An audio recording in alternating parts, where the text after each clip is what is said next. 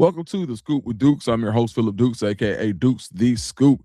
Check me out on Twitter and Instagram at Dukes the Scoop, and please be sure to hit the like and subscribe button. And when I say hit the subscribe button, guys, I really need you to hit the subscribe button. I said we're no longer just doing the uniform, run of the mill, hit the like and subscribe button. I'm asking you. We're at 18,000. Now we need to get to 18,100. So if you're watching this and you haven't hit subscribe, do that for me so we can hit 20,000 before the season starts. All right. I appreciate you. All right. I got a special guest today, my man Scott Procter of the DNVR. Scott, what's up, Dude, baby? man, I can't call it. It's good to see you though, my boy. We were just talking a little bit before. You've been grinding, bro. It's that time of the year. It's the summer. Things a little slow, but that don't mean we can just take a little break. We got to stay active. So you've been killing it, bro. You've been staying consistent, and make sure everybody out there, y'all hit that subscribe button, man. Man, I appreciate that, man. And as always, this show is brought to you by Prize Picks, America's #1 sports picks app. And make sure you download it and use the code HMA. Colorado has been one of the hottest teams in the nation when it comes to recruiting. Now, their recruiting style is a little bit different, right? You're going to see multiple unranked people. You're going to see multiple guys who may not have a ton of offers. And then you'll see people who you're beating Mississippi, Ole Miss for, or you're going head to head against Georgia and Texas.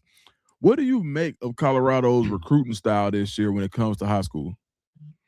Man, they leaving no stone unturned, man. They got 16 commits now in this 2027 class.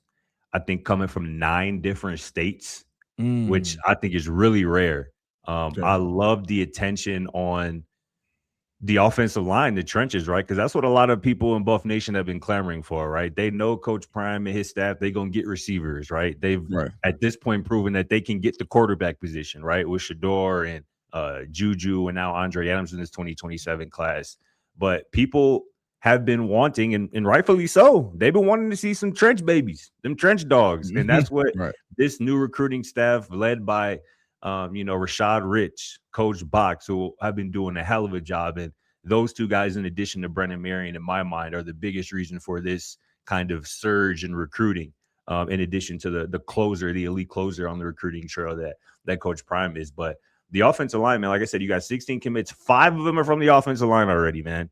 And 3 Mm, of them are former commits of, Power 4 big time programs, right? You got 2 former Ole Miss commits in LaMarcus Jones and Cordero McDaniel. You got a former Miami commit in Zaquan Linton from the state of Florida.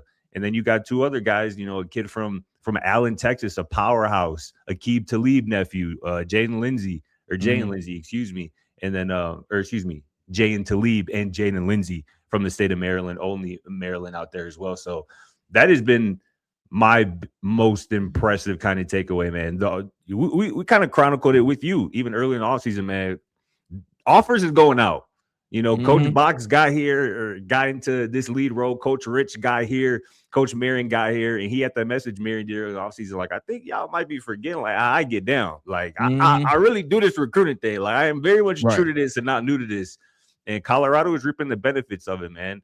This is already almost as many high school commits as Colorado has had in a class in the Coach Prime era Right. already. We sitting here on June 18th, which with a handful of targets out there with, commitment dates coming up, who the Buffs are high on. So this has been, like I said, what a lot of people in Buff Nation have been clamoring for. It's good to see it kind of coming to fruition here.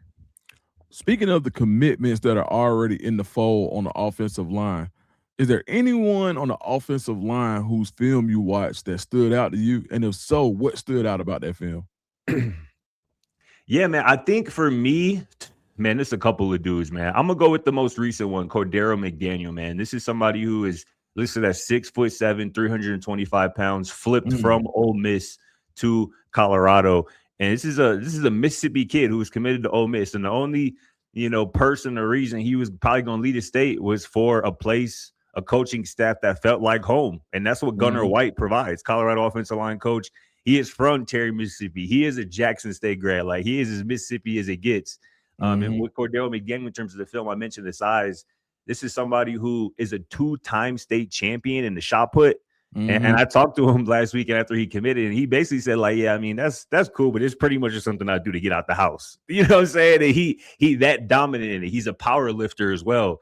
And obviously, you know, the massive strength, the bench, the squat numbers helps him move people. Like, this is a real road grader. And Coach Marion has talked about it, you know, earlier this spring, like in terms of their recruiting efforts, they trying to get large humans.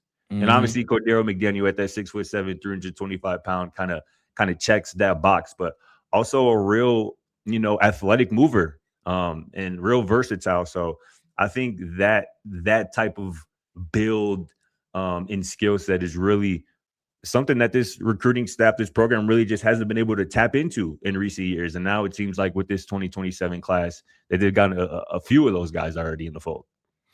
One player or recruit that didn't work out already. There's been nothing but great vibes with Colorado recruiting, and then you have a flip from the class in Steve and Alexis. I think I'm saying this right. I believe it was Alexis, right? Yep. From who flipped to Illinois. And you're pretty familiar with Buff Nation, and you know how it gets down on Twitter, and it's like you see a lot of people, even in the comments, they're saying, "Hey, we don't care until the dotted line, you know, somebody signs on the dotted line. And how could this guy," and they're using Coach Prime, and you know, some of that stuff could be true, right? But what was your take on the Stephen Alexis decommitment? And does that sour you at all on recruiting, or is it just part of the game? Man, you charge it to the game, dog. Like I've been trying to tell my boy Jake. So this week I've been trying to get him, for months, I've been trying to get him to watch a movie Friday, right? Right. And he finally started it earlier this week. He said, "Ain't watch Friday, bruh. Jaquan ain't watch Friday." We can't even call him that until, you feel me, he finished. But anyway, I said, bro, once you finish that movie, you gonna hear the famous words: you win some, you lose some, but you live. You live to fight another day. Yeah, absolutely. And that's what this decommitment stuff is, man. You gonna win some, you gonna lose some. Like I just talked about with Cordero McDaniel, you were a beneficiary of a flip from Ole Miss, right? So this is simply what happens. I think a lot of people in Buff Nation, you know, were just maybe a bit off put that he commits to Colorado. 9 days later, he flips and commits to Illinois. But, you know, this is, like I said, it's part of the game, man. These are young 17, 18-year-old kids. And I think personally, I don't think it was him using Colorado or using Coach Prime or anything. I just think he really loved his time at Colorado, so he committed. He went to Illinois, really enjoyed his time at Illinois, really probably enjoyed chopping it up with Brett Bielema, and decided to commit there. So you are going to be the benefits of flips. You are going to, you know, lose some guys due to flips. But when you are recruiting with the big dogs, so to speak, which Colorado kind of is now at this point, you are going to experience some of these situations. So I wouldn't put too much stock on it. And I do see some people like, yeah, see, that's why I can't get excited about high school commits. Well, you can do that. That's on you. But like, as you know, we got a job to do. And when these kids commit, like, we going to give them the love, but we going to talk about it, you know, until we don't have to anymore, until we don't want to anymore. But that doesn't deter my thoughts or feelings on this 2027 class, especially when, you know, Colorado got at least two, in my opinion, really talented 2027 running backs or athletes, you know, with commitment dates coming up, who obviously the Buffs have high on their recruiting board. Speaking on the guys that are high on the Buffs recruiting board, can you talk about who could potentially fill that void if things go the Buffs' way? In terms of the running back position? Yep. Definitely, yeah. So Kylan Bobo is kind of the guy that Buff Nation kind of has eyes on right now. He was on campus a couple of weeks ago for an official visit. This is a 3-star running back from Tupelo, Mississippi. A really explosive kid, man. I think only listed maybe about 5'10", maybe about 185 pounds, but runs with a lot more power than his size might suggest. But this is a real burner, man. Helped Tupelo win a state championship down there in Mississippi for the first time in like 30 years. So part of a winning program. And he is announcing on July 1st, which I think is maybe like exactly 2 weeks from now. And I know the staff feels really good about him. And there's also Marquise Fennell from your kind of neck of the woods, Valdosta, Georgia, listed as an athlete on some sites, but this is a true, you know, running back, versatile guy. I think he ran for like 1,400 yards last year. caught a bunch of passes as well, had 10 other scores on the receiving end as well. So he is announcing, I believe, a week from today on the 25th of June. So that would be another nice ad. He's already been on an official visit. So those are two guys, like I said, who I think if they commit, Buff Nation will be very happy about, and quickly people will forget about Steven Alexis a little bit. All right, so we got to talk about now. You are a former collegiate quarterback, and I think Colorado probably has the most underrated quarterback in this class. When we come back from break, I want to talk about Andre Adams and what you think he can provide to this class on and off the field. Be right back. Prize Picks is America's #1 sports picks app, and it's super easy to get into the game. All you have to do is download the app, use the code HMA, and when you do that, when you play your first $5, you get $50 instantly in lineups. It's super simple. You pick a sport, you pick a player, you pick a stat, and you pick whether you think that stat will be more or less. For example, I went with NFL for the whole season. Puka Nacua, I've got him having more than 8 receiving touchdowns. Jahmyr Gibbs having more than 1,199 yards, which is 1,200, and Will Anderson having more than 11.25 sacks. All he has to do is have 11.5 sacks, and he's really good rushing the passer. It's that simple. Go with your gut. Remember, it's good to be right. Download Prize Picks today. The link is in the description, and use the code HMA. All right, guys, we are back, and I got my man Scott Proctor, the youngest in charge. You see, he a young Thundercat, so I got on my Thundercats hat. You feel me? So we had to put him in the mix. But when we talk about Scott, he's really well versed in a lot of things, and I think that he has the authority to speak on quarterback play as a former collegiate quarterback. Speaking of quarterbacks, I think Colorado has the most slept on, underrated quarterback in the country this year, and Andre Adams out of Antioch, Tennessee. Talk to me about what you saw to Adams on film and how you think he could fit in this Brendan Marion go-go offense. Man, it's a dream fit, man, for Brendan Marion, this go-go offense, man. I think most people, I think, know about the go-go offense. And, when they think of it, they think of 2 running backs. They think of a power run offense. They think of, maybe some people might say, gimmicky. Maybe some people who don't know as much about it, but this is a innovative offense, like a forward-thinking offense, a forever changing, constantly evolving offense, because that's who the innovator of it is. Like, Brendan Marion is a forward-thinking guy who is always getting creative, always trying to, introduce new wrinkles. And that is just going to be a perfect fit for Andre Adams, man. A smooth passer, a smooth mover. One of my favorite things about his game is some of the just subtle pocket movements to get out of trouble, or to get out of pressure, where maybe a defender kind of gets, right near him because maybe an offensive lineman lost a one-on-one matchup or something. And he's just maybe able to just shift his shoulder or just move his feet just an inch or two to get himself just an extra half a second over a second to get a throw off. And that leads into my second thing that I really love about him. This is a really talented runner, right? I think he ran for damn near 900 yards last year as a junior. Damn near 10 touchdowns on the ground, in addition to, his impressive numbers throwing the football. But for somebody who is as talented as a runner and instinctual as a runner as he is, a lot of the times when he breaks the pocket, either due to pressure or just extending the play, he has his eyes downfield. He is escaping the pocket, still trying to make throws down the field and make explosive plays. And he almost uses running as kind of a last option, which I think is a trait of some of the best quarterbacks in the world. And I think for him to already kind of have that in his bag as a really, really young guy, I think is impressive, because I feel like a lot of guys with that type of talent sometimes, particularly at high school, right, they just rely on it, right? They just, if I don't see them, I'm going. I'm just going to take off a run, because good things typically happen. But he is such a quarterback kind of point guard first that he is always looking to make plays down the field, which I really enjoy. I know Coach Prime probably got to love that. And I know Brendan Marion does. And I think Andre did an interview recently with our guy our guy Unk. And he was talking about Andre was that he's going to take some of those go-go concepts and use it at Antioch High School this year as a senior, getting kind of, first-hand, real-life reps in it, which I think is so smart. I kind of just speaks to his high football IQ, his football acumen. He's also been a leader, man.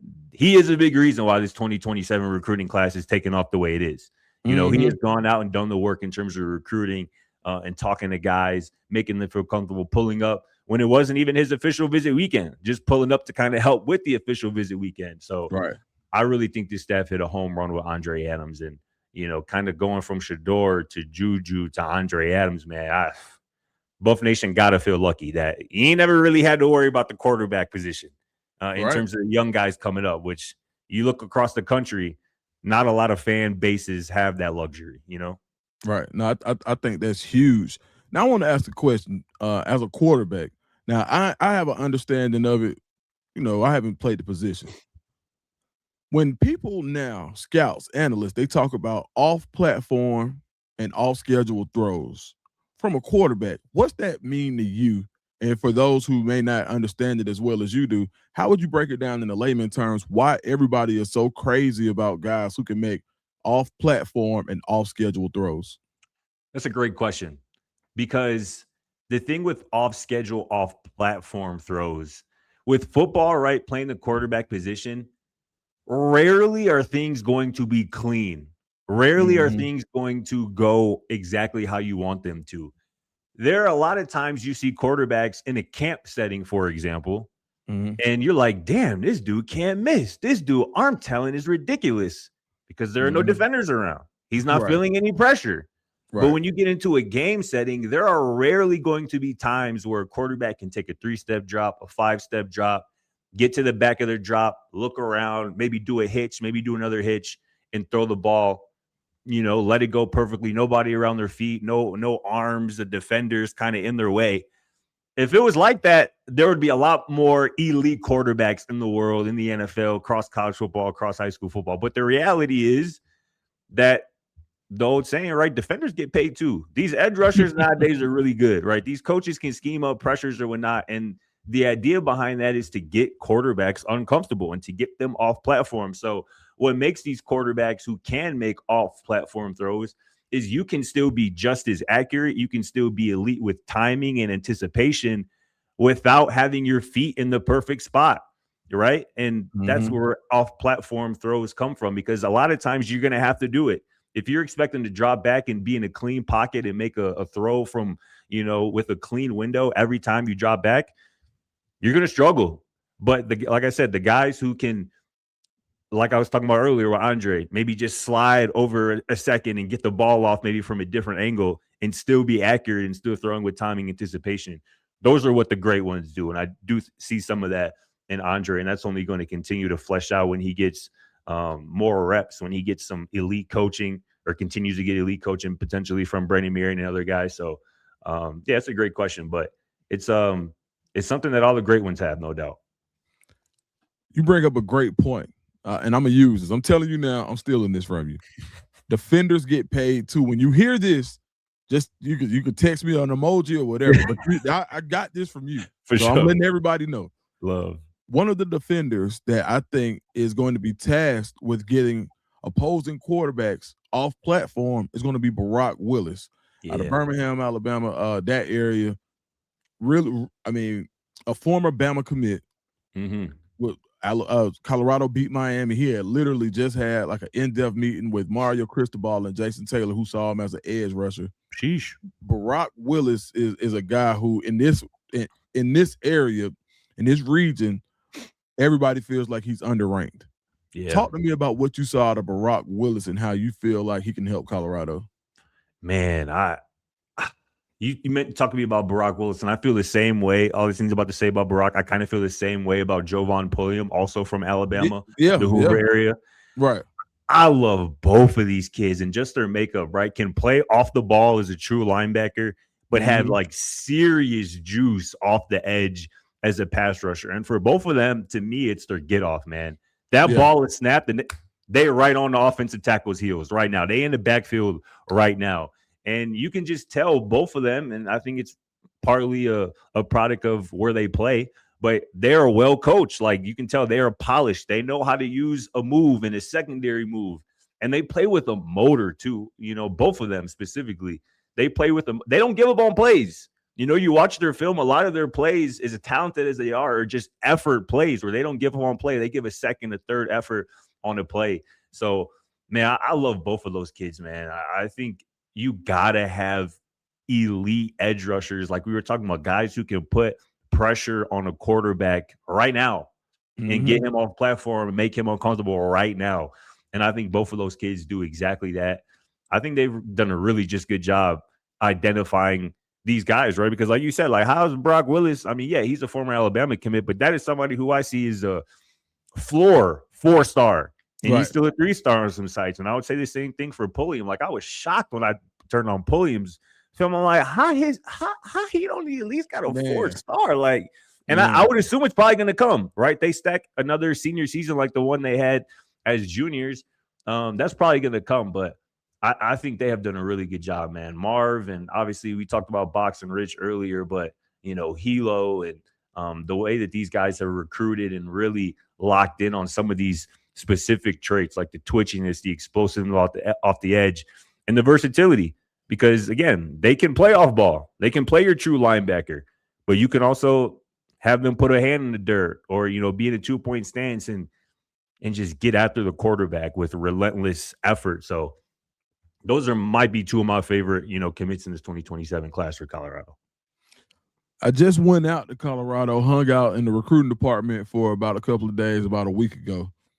And I got, a little birdie tapped me on the shoulder and told me, said, "Hey, bro, you had to be in our staff meeting when you reviewed the film of Prince Washington. Like, bro, like everything you said, it felt like you were in our meeting."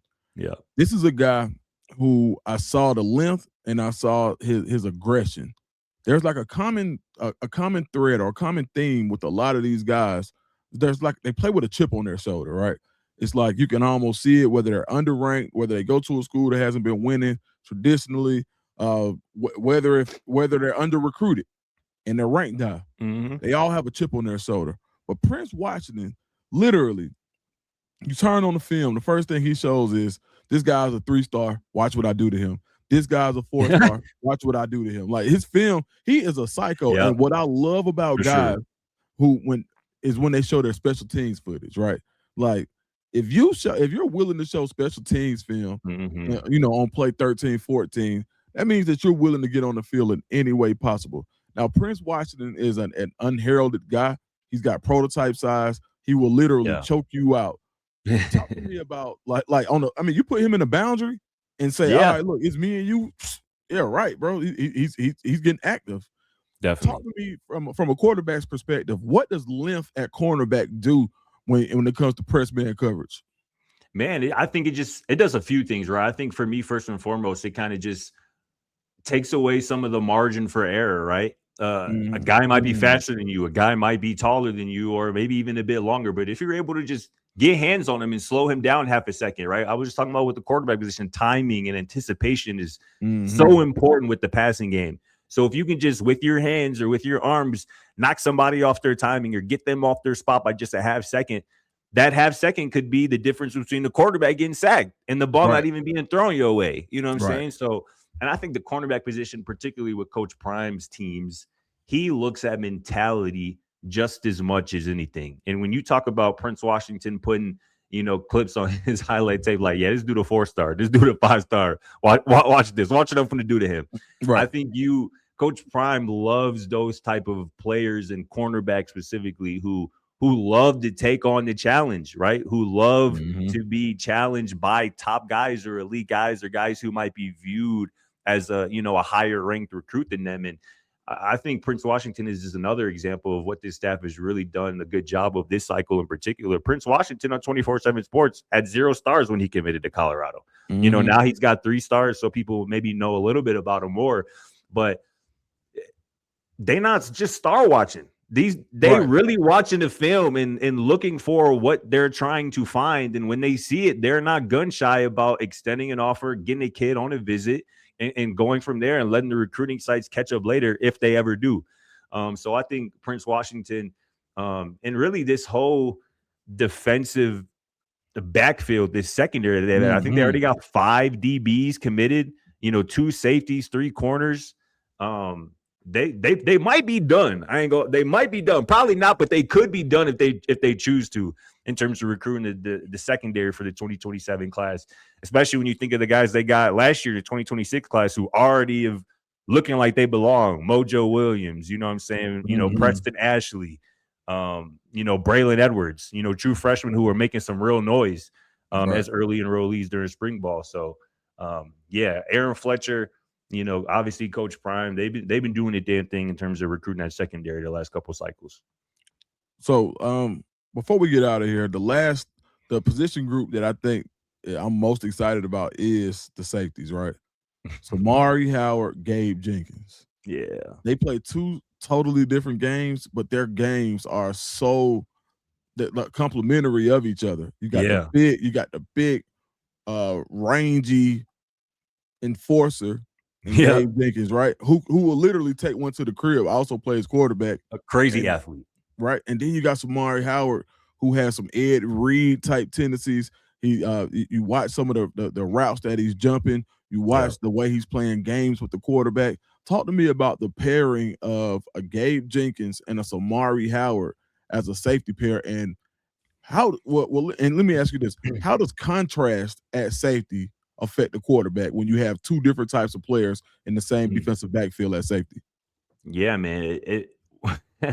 From a quarterback perspective, when you look out there and you see two really good safeties with, like you're talking about, differing skill sets, it almost feels like sometimes like they got the whole field locked down, that they can get on any inch of blade of grass at any moment. And I think that's kind of what you see with this kind of duo here in Samari Howard and Gabe. Like, you kind of broke it down beautifully. Like, Gabe is that big, athletic, downhill, I'm gonna take your face off type of safety, and Samari is more of like the ball hawk. You know, I think he's a bit better in terms of coverage. But those two guys, I think Gabe Jenkins is arguably one of the biggest, you know, kind of wins in this 2027 recruiting class. This is a former Penn State commit. Like, he probably ain't a buff if Rashad Rich is not a buff. You know what I'm saying? So that was a massive get. And Samari Howard, you watch his film again, like you mentioned, he's consistently around the football, matching routes. And I love that, man. I think, you know, that was a big reason why in 2024 the defense was so good, right? You had Cam, you had Shiloh. It wasn't his best year, but even when Shiloh wasn't in there, you had Carter Stoudemire playing some admirable football, you know, back there as well, alongside Cam Silman-Craig. So I think safety, man, you gotta have at least one who you really believe in, who is kind of the leader of that back end of your defense. And if you're able to get two, man, I think that just takes the ceiling of the defense so much higher. So I like both of these kids a lot. Scotty Deep Pockets, Scott LaRock, Scott on the Rocks. Where can people find you and where can they find your work, my brother? My dog. Yeah, man. Go follow me on Twitter, man, at Scott Procter _. Go check out our work. My writing on thednvr.com, man. It's the summer, but we still got it popping, man. We still creating content as you know, man. Appreciate you as always, Dukes, man. You keep killing it, my dog. It's always good to see you. Man, thank you, man. I appreciate it. We will have Scott back. He is in a death row contract, so he will be back. Locked in. Yep, for sure. Him and Jaquan. Now, yeah, we got to talk about that Friday movie, man. When I see Jaquan. Hey, you linking up with this later. Hey, you better just got to bring that up if you can remember. That'd be hilarious. Okay, I can't wait, man. So that's what we're going to do today. And guys, we're really trying to get to 18,100 subscribers. We blew through 18,000. Let's get to 18,100 and let's continue to set goals. Let's grow this channel. I appreciate it. I could not do it without you guys. Much love to the fam. Thank y'all. We are out.